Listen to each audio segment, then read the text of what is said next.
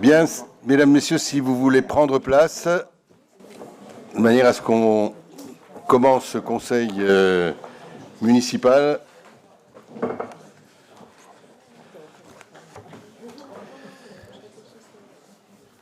Et quand je dis prendre place, je me permets de dire aux élus qui sont autour de la table d'occuper, si possible, leur place pour des raisons techniques de prise de parole.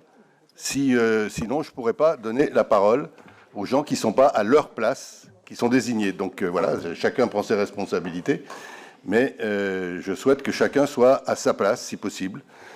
Sinon, je ne sais pas comment vous donner la parole. Voilà. Ceci étant, je salue aussi toutes les personnes qui sont en visio et qui suivent ce conseil municipal. On sait qu'il y a toujours, alors pas sur la durée du conseil, mais d'une manière générale, une centaine de visions à tel et tel moment du conseil. C'est important. Et il y a toujours une vingtaine de personnes qui suivent de A à Z. Si ce sont les mêmes, je les en remercie déjà. Je voudrais vous...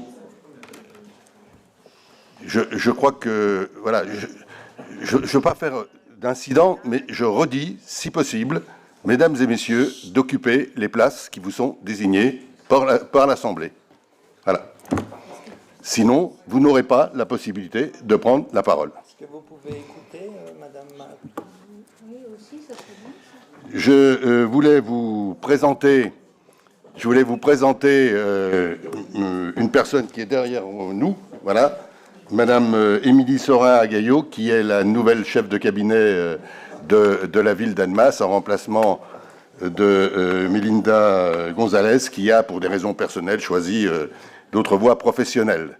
Donc, je souhaite à la fois pleine réussite à notre collègue qui a changé de voie professionnelle, et bienvenue à Émilie parmi nous. Nous avons à désigner un secrétaire de séance, Madame Lachenal, pour pouvoir signer le compte-rendu. Et puis, nous pouvons commencer. Donc, conformément à l'article L21-21-15, il y a un secrétaire de séance. Je veux vous proposer l'approbation du procès-verbal de la séance du 30 mars. Est-ce qu'il y a des remarques? Pas de remarques particulières? On peut donc considérer que ce PV est adopté à l'unanimité. Merci. Je vous propose bien sûr de prendre connaissance des décisions prises en application de l'article L2122-22 du Code général des collectivités territoriales. Et si vous avez des questions, vous n'hésitez pas à les poser à la direction générale qui se fera un plaisir de vous répondre sans aucun doute. Oui, Monsieur Gaconnet, vous souhaitez... Ah oui, il faut que je trouve... Oui, vous êtes à votre place. Pardon, excusez-moi. Merci, bonsoir à tous. Non, je voudrais juste, en préambule, parce que c'est vrai que dans les décisions, je vois souvent des concessions au cimetière, et j'ai eu l'occasion de m'y rendre il n'y a pas longtemps, et j'ai été assez étonné, alors ça peut arriver, hein, vous ne pouvez pas tout savoir non plus, de voir que la plaque, enfin en tout cas l'emplacement de Robert Salas, qui a quand même un gymnase à son nom à la ville d'Annemasse, se retrouve avec un petit papier de renouvellement de concession.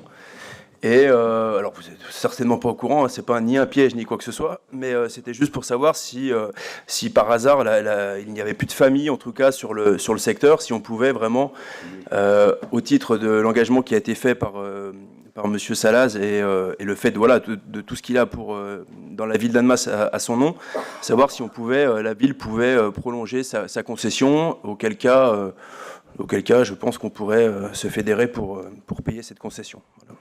Mais je vous remercie de faire remarquer. Moi, je n'ai pas vu cette situation. Je pense que s'il y a un problème, de toute manière, on est obligé, par la loi, de renouveler. S'il y a un problème, bien évidemment, Robert Salas, qui a un gymnase, qui a été un élu, qui a joué un rôle important dans ce ville, on trouvera une solution, bien évidemment. Merci pour votre intervention.